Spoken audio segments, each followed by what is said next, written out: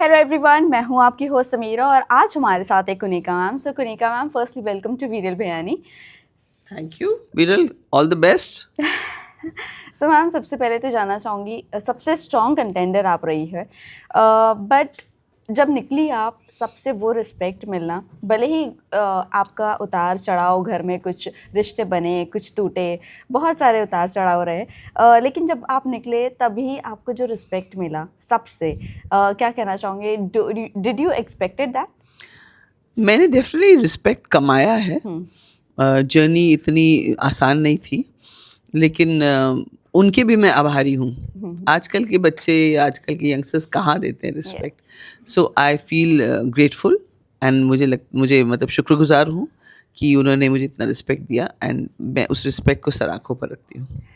Gen Z लोगों के बीच में रहना और मिलेनियल लोगों के बीच में रहना, ये आपने किससे टैक्टिक सीखा था घर में जाने से भाई पहले? टैक्टिक एक्चुअली जब मैं अपनी लॉ की पढ़ाई कर रही थी, 48 की उम्र में मैंने लॉ की पढ़ाई शुरू की।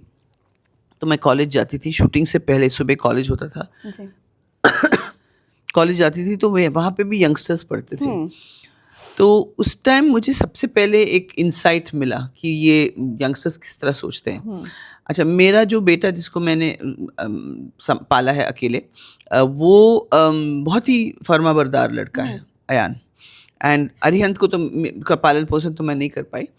तो Arihant also, he is also very फर्माबरदार लड़का, और कभी वो जवाब नहीं देते हैं या कुछ ना। अगर वो अपसेट भी हो तो हमने ऐसा कम्युनिकेशन रखा है घर में कि अगर आप किसी बात से अपसेट हो या मैं अपसेट हूँ तो हम लोग ओपनली डिस्कस करेंगे उसको। तो मैंने ये कभी नहीं सुना कि कोई गाली दे रहा है और बड़ों को मतलब हम डिसरिस्पेक्ट करना। हाँ, हम तो अपने माँ बाप के साथ आज की तारीख में भी मैं आँख उठा के नहीं बात कर सकती अपने माँ बाप को। But this is Gen Z. दूसरी बात, जेनजी में 21 साल की लड़कियां, लड़के, मतलब they start earning and then they are self sufficient, अपने लिए बड़ी बड़ी गाड़ियां खरीद रहे हैं, सब करें। सो आई थिंक उनको लगता है कि हमको पता है हमको क्या करना है। तो वो इनिशियली जो था ना, ये जो संभालने के लिए मुझे, जो मतलब नेविगेट करने के लिए जो मुझे टाइम लगा, बाद में आई थिंक एक बार जीशान जी ने भी मुझे बोला, कुनिका जी ये तो सब इंडिपेंडेंट लोग हैं, नहीं सुनेंगे, आप क्यों अपना वक्त बर्बाद कर रहे हैं, अपनी आवाज़ को क्यों वो कर रहे हैं, थका रहे हैं। एंड सो ऐसे करते करते I learn how to cope with them, but still last day तक देयर वाज इश्यूज। हाँ हाँ, नो डाउट। एंड ठीक है, दैट्स जिंदगी का ये हिस्सा है, उतार चढ़ाव, इमोशंस। हाँ, गेम वेम का तो मुझे नहीं पता समीरा।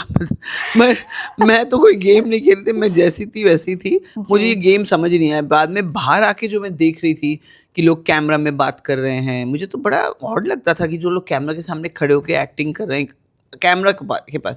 लेकिन बाद में देखा कि वही चीज़ें पिकअप हो रही हैं। एंड ऑनेस्टली मैं ऐसा कर नहीं पाती। तो जैसे मैं थी वैसे ठीक थी। रियल।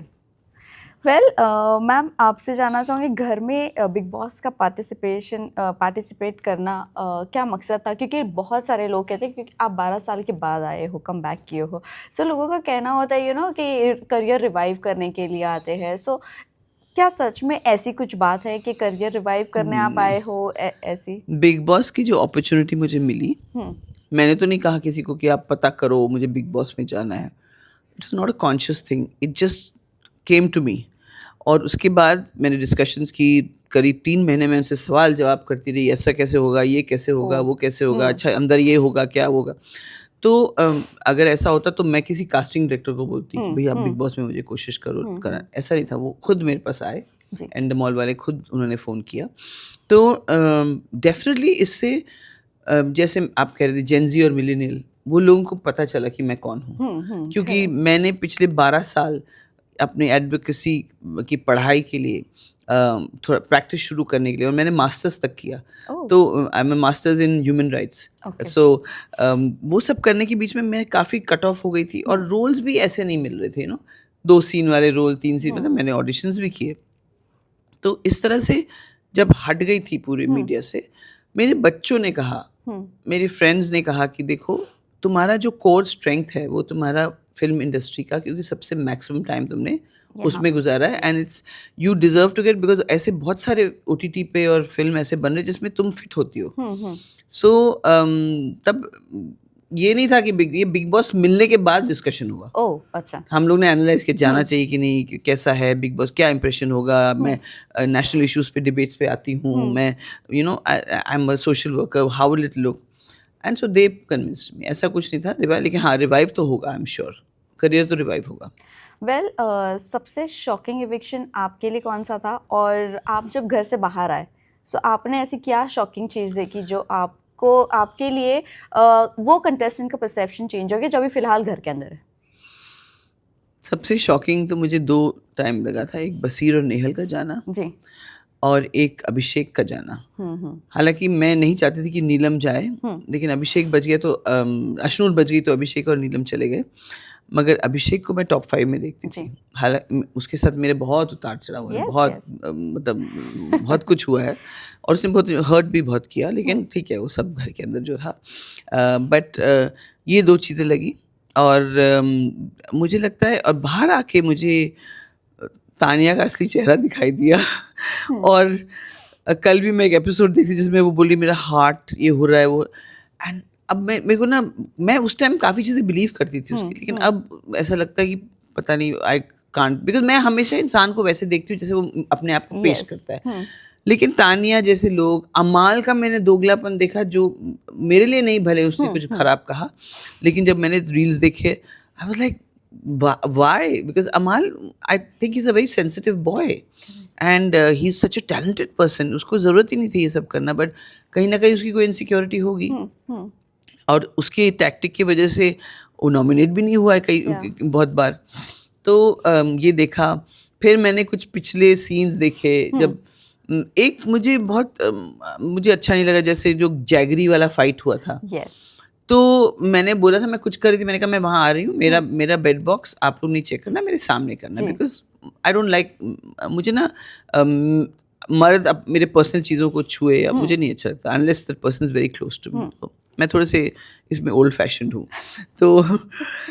तो मैंने कहा, तो जब मैंने देखा बाहर आके कि मेरे परमिशन के बिना उन्होंने ऑलरेडी पहले चेक कर लिया था। Yes. और अश्नूर, अभिषेक और ये सब मृदुल कितना एक्टिंग कर रहे थे जैसे कि उन्होंने तो हाथ ही नहीं लगाया। हाथ ही नहीं लगाया, and I was like why, this shows your class, it's not good. So this things, और भी बहुत सारी चीज़ें थी। नीलम के साथ मेरी मुलाकात हुई क्योंकि वो मेरी बहुत प्यारी और उसको मैं बहुत सचमुच दिल से चाहती हूँ। तो उसने मुझे बताया, उसने कि क्या क्या देखा उसने, मैम ऐसा देखा, ऐसा, आई वाज लाइक व्हाट। तो काफ़ी चीज़ें थी, शॉकिंग थी।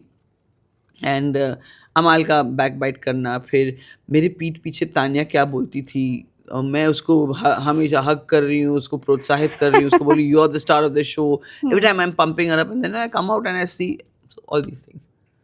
वेल अभिषेक की बात करूँ सो अभिषेक का और आपके बीच में वो थोड़ी सी एक मिसअंडरस्टैंडिंग हो गई थी, और जहाँ पर आपने उसको कहा था, श्राप दिया था आपने, सो वो बहुत गलत बाहर आया था। सो उसके ऊपर अगर आपको जस्टिफाई करना है, अभिषेक मुझे ना पूरे सीजन में बहुत गंदी गंदी बातें बोला था मेरे एज को लेके, मेरे मतलब he was not talking to me respectfully, and ये बातें ना मेरे बच्चों को अफेक्ट करेगा।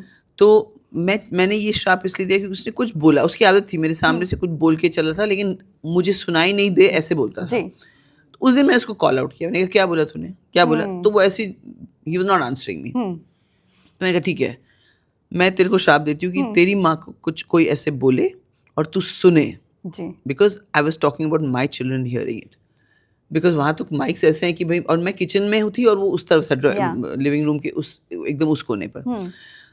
तो नेक्स्ट डे अश्नू ने मुझे आके बोला कि मैम उसने आपके बारे में कुछ, मैंने कहा जब मैंने 15 बार पूछा उसको तो क्यों नहीं बोला, और मेरे मुंह से ये गलत शब्द क्यों निकल आई, उसके बिहेवियर की वजह से मैंने बोला। And I was feeling very sad and I said यार व्हाई डिड, एंड मुझे सैड ये नहीं लगा कि मैंने क्या कहा, मुझे सैड ये लगा कि कुनिका तुमको किसी ने ट्रिगर किया और तुम ट्रिगर हो गई, जो मुझे लगता है कि that is something I should control, but it's not easy to control, and somebody, especially उस environment में आप नहीं कर सकते।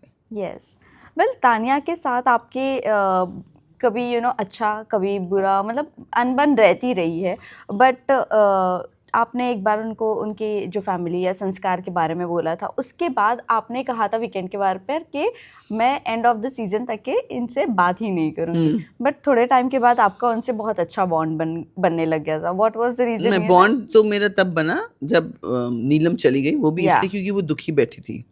एंड मुझे भी लगा क्योंकि I was also feeling that pain. तो मैंने उसको फिर बुलाया जब मैं मेकअप कर रही थी. मैं इधर आ, then she came and sat with me. तब वहाँ से मैंने उससे बातचीत वापस शुरू की सही ढंग से. अदरवाइज तो वो बीच में कोशिश करती थी और मेरे पास आती थी. मैं पशु प्रेम, मैं उसको ये हगिंग वगिंग को पशु प्रेम कहती थी. अच्छा. तो मैं पशु प्रेम कर सकती हूँ, तो मैं ऐसे देखती थी कि मतलब means I don't want it, because there was एक दायरा था. करेक्ट. तो ये उतार चढ़ाव तो फरहाना के साथ भी हुआ है, जीके के साथ भी हुआ. मतलब जीके के हम साथ वहाँ भी पर तक क्यों आएंगे? आएंगे वहाँ तो ये सब हुआ. लेकिन वो उस घर में ऐसा सब हो सकता है. It's possible. अगर नॉर्मल लाइफ में होता तो तानिया को मैं जिस तरह वो बातें करती थी, मुझे ना, मैं मटेरियलिस्टिक इंसान नहीं हूँ. मैं समाज सेवा में बिलीव करती हूँ, सबको खुश रखना, सबको सद्भावना संभावना से देखना. लेकिन तानिया हमेशा फ्लोट करती थी कि मेरे पास तो ये है. उसको मैंने सबसे बिगनिंग सीजन में कहा था कि तुमको पता है लोग क्यों इरिटेट होते हैं या हेट करते हैं, क्योंकि तुम दूसरों को कमजोरी का एहसास दिलाती हो. Exactly. तो डोंट डू दैट. तुम बार बार हमेशा अपने रिचेस के बारे में बात करो. तुम अपने बारे में बताओ ना, अपने इमोशंस के बारे में अपने. शायद मैं उससे मिलती भी नहीं, अगर मतलब उससे इतना टाइम तो मैं से इंटरेक्ट ही नहीं करती. मैं तो ऐसे लोगों को कट ऑफ कर देती हूँ. लेकिन हम उस घर में थे तो ऑब्वियसली, एंड वो कभी कभी मुझे बहुत कमज़ोर पोर्ट्रे करती थी अपने आप को कि ऐसी हूँ मैं. तो मेरा मदरली इंस्टिंक्ट, मेरा केयरिंग इंस्टिंक्ट बाहर निकल के आता था. और मैं सब कुछ भूल के बोलती ऐसा समझाती थी. एक्चुअली एक वक्त ऐसा था जब नीलम के जाने के बाद मैं बहुत डिप्रेस थी, बहुत दुखी थी. और मैंने सोचा कि बस हो गया अब मेरा जर्नी, बिकॉज मैं नए रिश्ते नहीं बनाना चाहती थी. और ना ही मैं किसी ग्रुप में कोई इंसान था जो मुझे पसंद नहीं, किसी ग्रुप में. तो इसलिए मैं ग्रुप से भी दूर रहती थी. तो एक दिन मैंने उसको बुलाया, मैंने कहा कि बैठो मेरे साथ. तो देन आई टोल्ड हर यार आई एम डन, मेरा हो गया अब, बट मैं निकल जाऊँ. तो then she pumped me up a lot. Raju Kaju Taju की कहानी सुना के. मुझे बाद में पता चला कि राजू काजू ताजू की कहानी अमाल को अलग तरीके से सुना चुकी है. और मैंने एक दो बार उसको बोला तू वो कहानी सुना ना जो तूने मुझे सुनाई, तो पहली बार तो मुझे सुनाई थी ना. तो शी डिडंट रिप्लाई. अब मुझे पता चला why she didn't reply. So that's ऐसा है, that's the nature of the house. But आपको लगता है कि वो रियल पर्सनालिटी है? बिकॉज एक तो उन्होंने इतना झूठ बोल चुका है, और वही चीज़ सलमान जी ने भी अभी इस वीकेंड के बारे में कहा है कि 2500 का स्क्वायर फीट का घर, फिर बाद में 5000 हो गया, फिर उसके बाद 10,000 हो गया. अच्छा, मुझे तो उसे 10,000 बताया था वीकेंड के बारे में. मुझे पता चला कि उसने ऐसे पहले बोला था. यस. तो उन्हें खुद पता नहीं कि उन्होंने कितनी बार झूठ बोल चुकी है. कहते हैं ना कि काठ की हांडी, झूठ काठ की हांडी की तरह होता है. लकड़ी की हांडी वो चूल्हे पर एक ही बार चढ़ती है, और उसकी काठ की हांडी चढ़ चुकी थी, जल गई थी. उसके बाद वो कंटिन्यू सबको पता चल गया था. एंड बट एक बात मैं ज़रूर बोलना चाहूँगी, I want to give her credit for this. उसने अपने लिए इस गेम के लिए एक नैरेटिव सेट कर दिया. आने से पहले उसने सारे बिग बॉस सीजन देखे, और हम में से उसको सबसे बड़ा एडवांटेज था she was preparing for it. 1 साल से प्रिपेयर कर रही थी. तो अगर उसने ऐसा किया है, आज लोग बात कर रहे हैं उसके बारे में, आज वो टॉप 8 में है, हो सकता है टॉप 5 में भी रहे. तो she has really played the game well. मतलब बिकॉज हमको लगता था, हमको सब बोलते थे, एंडमोर वाले भी जब मेरे से बात करते, आप बस जैसी हैं वैसे रहना. जैसी हम लोग कल सब मिले थे जो एविक्टेड कंटेस्टेंट्स थे, और नीलम ने कहा मैम एक्टिंग करनी थी हमको, अगर पता चलता तो हम तो सबको पीछे छोड़ाते, and that's true. So must give a credit for that कि जिसने, और उसके भाई ने भी आके फिर उस नैरेटिव को कंटिन्यू किया. तो ये भी बात है कि फैमिली वाले, अच्छा फैमिली मुझे सपोर्ट नहीं करी, मैं लड़ाई करके आई, मैं फिर फैमिली वाले 25 साड़ियाँ भेज रहे हैं जूते. मैंने बोला तू पागल है, अगर वो सपोर्ट नहीं करते तेरे कपड़े कहाँ से आते हैं? नहीं, वो मेरा भाई भेज रहा होगा. अरे भाई भी तो घर से ही भेज. So I must give her credit, and she's reached the top here. And Tanya Mittal has become a brand. And जब मेरी पोतियाँ उसको जब आए थे तब बोले, can I tell Tanya that I love her fashion sense? So it means that even that generation is watching her. Yes. And she does wear beautiful cloth, saris. Yes, no doubt. दो उसका एक था ना कि मैं साड़ी इसलिए पहनी हूँ कि मैं बताना चाहती हूँ कि साड़ी में भी औरत क्या कर सकती है। तो मैंने कहा बहन, साड़ी में बहुत सी औरतें बहुत कुछ कर चुकी है, तो Exactly. तुम कोई हाँ, मैंने उनके ब्रदर से भी यही पूछा था, जो मुंह बोले भाई थे। मैं बोली आज की तारीख में ए लिस्टर्स भी साड़ी पहन के फ्लॉन्ट एग्जैक्टली, करते हैं। I have always want saris for events Yes. And there are lots of, हम तो कुछ नहीं अचीव किए और बहुत सारे लोग हैं जो साड़ी पहनते। Sari is a strong and powerful garment. Exactly. उनके मुंह बोले भाई भी हैं। Yes. अच्छा, वो भी है, पता है। वेल मैं बात करूँ फरहाना की। सो फरहाना के कुछ शब्द है ना अच्छे नहीं रहे हैं, उनकी लैंग्वेज माइट भी वो कोई चीज़ों की वजह से वो सारी चीज़ें यूज़ कर रही होगी, बट आपके टाइम पे यूज़ किया तभी आपके बेटे आए थे, अमाल के टाइम पे यूज़ किया तभी अमाल के डैडी आए थे। और वही बात उनके भाई का कहना है कि उनका भी भाई है? हाँ, वो भी मुँह बोला भाई है। यस। चलो अच्छा। मुझे लगा था वो सिंगल चाइल्ड है इसलिए। हाँ, सिंगल ही है बट मुंह बोला भाई है। सो उन्होंने कहा था कि जब अच्छा, सब मुंह बोले भाई पब्लिसिटी के लिए सब आ रहे हैं हाँ, इंटरव्यूज सब के? बाहर आ रहे वाह, हैं। Yes. अच्छा है। यही टाइम होता है ना। अब रोटियां सेक रहे हैं। यस। सो उन्होंने कहा कि जब कोई बीमार होता है ना तो उसे डॉक्टर के पास ले जाया जाता है। सो मतलब आप में प्रॉब्लम थी इसीलिए आपके बेटे को बुलाया गया, अमाल में प्रॉब्लम थी इसीलिए डब्बू सर को बुलाया गया, ना ही तो फरहाना में प्रॉब्लम थी। Oh yes. अच्छा, यही बोल बोल के उन्होंने इस तरह की लैंग्वेज को इम्प्रूव किया है। शायद यही बोल बोल के उनको एहसास दिलाया कि भाई ये लैंग्वेज सही है। लेकिन मैं एक बात बताऊँ, मैं फरहाना की मम्मी से मिली, जी। बहुत ही प्यारी इंसान है एंड आई एम श्योर कि उन्होंने ये संस्कार उसको नहीं दिए। और मैं ये कहना चाहती हूँ कि फरहाना जो ये जिस तरह से बिहेव करती है, मेरा ये मानना है, क्योंकि मैंने दुनिया देखी है, लड़कियों के साथ मेरा इंटरेक्शन रहा है, मैं विमेन एम्पावरमेंट में काम करती हूँ, मेरे सोशल वर्क के ज़रिए मैं बहुत लोगों से मिलती हूँ फ्रॉम द लोअर स्ट्राटास ऑफ हमारी सोसाइटी, जो बहुत मुश्किल कंडीशंस में रहते हैं। तो फरहाना का ये कवच है।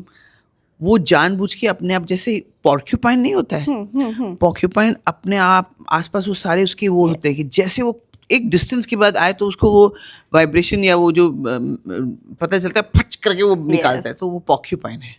और पॉर्क्यूपाइन की तरह, I don't know what you call it in Hindi, वो ये सब रेज एमिट करती है क्योंकि उसको डर है कि कोई उसको हर्ट ना करे। Correct, right. वो जब दोस्ती भी करती है, अगर आप देखेंगे तानिया के साथ भी जब दोस्ती करती है या किसी से भी, वो एक दायरा बना के रखती है। उसको किसी ने बहुत हर्ट किया है, किसी ने या जिंदगी ने उसको बहुत हर्ट किया है। तो अगर उनके भाई कहते हैं कि मैं बीमार थी, तो उनकी जो मुंह बोली बहन है, उनको देखना चाहिए था कि वो किस मानसिक स्थिति से गुजर रही है और इस बात को एड्रेस करना चाहिए। इस बात को इस तरह से टाल कर, इस तरह से उसका वर्ड यूज़ करूँगी, घटिया बातें करके वो उस मेंटल हेल्थ को नहीं एड्रेस कर रहे हैं, जो बहुत ज़रूरी, जो मैंने फरहाना से बात भी की उसके बारे में। She is a lovely girl, मेरे लिए, मेरी नज़र में तो विनर है। प्रणीत और फरहाना ने एक जर्नी तय की। प्रणीत का कुछ मुझे असली चेहरा अब बाहर आके दिखाई दिया। मैं पहले उसको बहुत ही सिंपल स्वीट लड़का मानती, but he is okay, he is playing a game and he reach wherever, जहाँ तक पहुँचे वो भी बहुत कमेंट हुआ। अच्छे घर से, अच्छी फैमिली है उनकी, वेरी नाइस। बट फरहाना की जर्नी बहुत टफ रही है। बहुत सारे लोग ऐसे हैं जिन्होंने टफ जर्नी ली है, लेकिन उसकी स्पेसिफिकली, और कश्मीर से पहली लड़की है जो बिग बॉस में आई है। तो मेरे लिए तो ये है कि अगर वो ट्रॉफी जीतेगी तो कश्मीर के कितने लड़के लड़कियां प्रोत्साहित होंगे, कितना इनकरेज होंगे। That is what I have to say. मैं लास्ट 2 सवाल जानना चाहूँगी। पहला तो ये, अयान को आपकी चॉइस कैसी लगी? तीनों में से कौन सी लड़की पसंद? कोई नहीं, कोई नहीं, और अयान को भी कोई इंटरेस्टेड नहीं किसी में। वो सब एडिटिंग ऐसा हुआ है कि वो, अयान तो उसके साथ, आई थिंक फरहाना के साथ 10 मिनट भी नहीं बैठा होगा पूरे एक दिन में। जब वो आया था वो सबके साथ बैठा था जाके, सबके साथ। मगर फरहाना जिस तरह भागी थी और उसके चेहरे पे जो मुस्कुराहट थी, तो मुझे लगा फरहाना की तरफ से ज़रूर कुछ है, बट ऐसा कुछ नहीं। फरहाना वैसे भी 1 साल बड़ी है उससे। नॉट दैट कि मुझे लगता है लड़कियां बड़ी नहीं होनी चाहिए। हमारे माइथोलॉजी में तो कहते हैं राधा जी भी बड़ी थी, पार्वती जी, मतलब आई डोंट नो, ऐसे माइथोलॉजी में काफ़ी सारे देवियां भी बड़ी थी अपने पति से। अपने इस्लाम में भी कहते हैं। तो बड़ी औरत या बड़ी पार्टनर हो और छोटा, मतलब the man is younger and the woman is old, is not that. But I think both of them have to look up, concentrate on their careers. और अयान का वेरी क्लियर कि जब तक मैं अपनी वाइफ को एक 5 स्टार लाइफ नहीं दे सकूंगा तब तक मैं शादी नहीं करूंगा, या तब तक मैं, he is very clear. He is seen, उन्होंने अपनी माँ को स्ट्रगल करते हुए देखा है. तो when queen brings up a child, a boy, then he treats every girl like a princess. Correct, right. Well, last सवाल मैं जानना चाहूँगी. आपने नेशनल टेलीविज़न पर आपने अफेयर्स की, शादी की, सारी चीज़ों की बात करी, और वही चीज़ों को लेकर कुछ चीज़ें बाहर भी हुई, जिस पे कुमार जी ने कुछ चैनल्स पर डेफर्मेशन भी किया.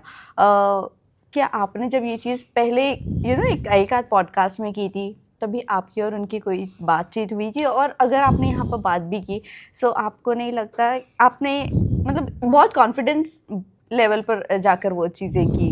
क्या था मतलब आपकी तो तरफ से मैं जानना पहली बात तो मुझे ये नहीं पता था कि डेफमेशन मुझ पे लगाना चाहेंगे. नहीं, आप पे नहीं लगाया है, दूसरे चैनल्स पे लगाया. अच्छा, चैनल्स पे. तो देखिए, वो मेरी स्टोरी है जी. वो मेरी लाइफ है. मैं उसके बारे में कहीं पे भी बात कर सकती हूँ. मैंने 30 साल से नहीं कहा कुछ. और जब मैंने सिद्धार्थ का पॉडकास्ट किया था तब मैंने सोचा भी नहीं था कि वो पॉडकास्ट उस तरफ जाएगा. मुझे लगा मेरे लॉ, मेरे जो अभी तक की लाइफ और फिल्म इंडस्ट्री के, और वो उस तरफ चला गया पॉडकास्ट. और उसकी वजह से भी बहुत लोगों को पता चला. उसके बाद Sanu ji was very graceful. उनका फ़ोन जब मैंने देखा, बिकॉज उनका नंबर मेरे पास सेव था, क्योंकि कभी कभी बीच में लोग उनके शोज़ के लिए मुझे कांटेक्ट करते थे. मैं बोलती मैं आपको कनेक्ट करवा दूंगी. फिर मैं उनके सेक्रेटरी को मैसेज करती थी कि ऐसे ऐसे दादा के लिए शो आए हैं. काफ़ी मतलब कोविड के टाइम जब वो बीमार थे तब भी उनके सेक्रेटरी ने मुझे किसी काम के लिए फ़ोन किया था. बोले दादा बहुत बीमार है, हिज फैमिली वॉज आउटसाइड. मैं कभी मिली नहीं उनको, क्योंकि वो हैप्पीली मैरिड हैं और वो भी इंटरेस्टेड नहीं है मुझसे मिलने के लिए, मैं भी इंटरेस्टेड नहीं थी. लेकिन इस तरह का एक कनेक्शन थोड़ा बहुत था, मतलब 1 साल में एक बार कभी हुआ, या 5 साल के बाद कभी कुछ ऐसे. लेकिन उस टाइम उन्होंने मुझे कॉल किया, मैंने नाम देखा उनका. मेरे फ़ोन पे सब कोड वर्ड नाम है, तो नाम देखा, मैंने कहा ओह गॉड, अब वो झगड़ा होने वाला है. लेकिन मैंने जब फ़ोन उठाया तो उन्होंने कहा थैंक यू. हाँ, थैंक यू. मेरी वाइफ ने भी आपको थैंक यू बोलने के लिए कहा है कि आपने कम से कम क्लियर तो किया कि मैंने अपने बच्चों के लिए क्या किया. एंड ऑनेस्टली मैं बोल रही हूँ, वो सचमुच बहुत किया उन्होंने अपने बच्चों के लिए. अब उनकी एक्स वाइफ क्या बोलना चाहती है, ही is a very sensitive man, very sensitive man. कभी कभी ना हम लोग सेंसिटिव होने के बावजूद भी हमारी लाइफ की डेस्टिनी ऐसे प्ले आउट करती है. वो एक घरेलू इंसान, वो चाहते हैं, वो ऐसे हैं कि भाई गाना करके भाग के घर आएंगे. मेरे साथ ऐसा हुआ है उनके साथ. जब मैं रिश्ते में थी, वो लंच मत खाना, मैं बस एक गाना मार के आता हूँ. So he is a very homely person. He is not कि जो 10 लड़कियों के साथ चक्कर चलाना चाहते हैं ऑल. बट उनसे जो मेरी बात हुई, and he thanked me and he said my wife said to thank you. एंड ये बात हुई थी जब मेरे वो पॉडकास्ट आया था. अब मैंने सुना है कि उनके बेटे और उनकी एक्स वाइफ ने कुछ कहा है. तो मैं आपको बताना चाहती हूँ, मुझे मेरी लाइफ में सानू जी के साथ गुजारा हुआ वक्त, चाहे वो टीयर्स के साथ हो, मतलब आंसुओं से हो, चाहे वो खुशियों के पल हो, वो मैंने संजो के रखा है. और मेरे लिए तो वो एक सूरज है जी. और मुझे लगता है वो सूरज किसी का एक का नहीं हो सकता, उस सबके ऊपर चमकना चाहिए. And I always treated him like that. For me he was this great wonderful God gifted voice, जिसको प्रोटेक्शन की ज़रूरत थी, जिसको प्यार की ज़रूरत थी. और उनकी फैमिली मेम्बर्स ने ये रिकग्नाइज नहीं किया, ये बहुत बुरी बात है, क्योंकि उनको इतना तकलीफ दिया, इतना उनके साथ, दे शुड हैव ऐसे अपने हाथों पे पलकों पे बिठा के रखना चाहिए था मेरे हिसाब से. So it's sad that, and I will always. And मैं एक और बात कहना चाहती हूँ, उनकी फैमिली, जैसे उनके बच्चे, बेटे और उनकी वाइफ, कुछ भी कहो, हम तीन, मतलब उनकी एक्स वाइफ, मैं और सानू जी ने कहीं ना कहीं दर्द दिया है उनको, और ये बात हमें एक्सेप्ट करना होगा. उस दर्द से जब, वो दर्द के जो फोड़े से जब रिश्ता है ना, वो जब मवाद निकलता है, तो वो तकलीफ तो देगा, और वो तकलीफ हम सब, मतलब वो सबको देगा. तो हमको उसको एड्रेस करना पड़ेगा. And I feel that I have nothing, मुझे कोई बैर नहीं है उन बच्चों से, कोई बैर नहीं है. बल्कि उनकी, जब मैं उनके साथ थी तो उनकी जो परवरिश के लिए जो भी ज़रूरत की चीज़ें होती थी, मैं इंश्योर करती थी कि वो उनके पास पहुँचे. तो मुझे कोई बैर नहीं, ना ही उनके एक्स वाइफ से और ना ही उनके बच्चों से। और अब जो उनकी वाइफ है, मैं बहुत खुश हूँ कि वो उनको इतना प्यार करती हैं, दोनों बेटियां इतना प्यार करते हैं। वो एक नायाब तोहफा है इस दुनिया के लिए। करेक्ट। चलिए मैम, टाइम अप हो चुका है। लास्टली आप जाते जाते फैंस एंड व्यूअर्स को क्या कहना चाहोगे? टॉप 3 में किसे देखते हो और नया प्रोजेक्ट कौन सा है आपका? तो टॉप 3 में परसों तक तो मुझे प्रणीत, जीके और फरहाना दिख रहे थे। अब मुझे लगता है अशनूर, जीके, फरहाना। एंड मैं चाहूँगी कि फरहाना ट्रॉफी जीते। जीके भी जीत सकते हैं, उन्होंने बहुत अच्छा गेम खेला है, सचमुच उन्होंने गेम खेला है। तो लेकिन कमाल है कि कोई आदमी इतना अच्छा गेम खेले, 3 महीने तक अपना एक पर्सोना बना के रखे, and he deserves to win if he wins, but I would like Farhana to win. Projects, new projects अभी तो मैं निकली हूँ, मैं पहले अपने कॉन्ट्रैक्चुअल मतलब जो भी कमिटमेंट्स है ये सब। अगर रियलिटी शोज मिलते हैं 100% I am open for all that, I am open for that, I am open for OTT. अच्छे फिल्म में अच्छा रोल मिले तो डेफिनेटली बिग बॉस ने मुझे बहुत कुछ दिया है और मेरी जर्नी रिवाइव कर दी उन्होंने। मेरे करियर को रिवाइव किया इन टर्म्स ऑफ विजिबिलिटी। तो अब मुझे उसको एक्सटेंड, अगर मैं उसको वेस्ट करूंगी तो अच्छी बात नहीं। चलिए, thank you so much ma'am, lovely talking to you. Thank you ma'am.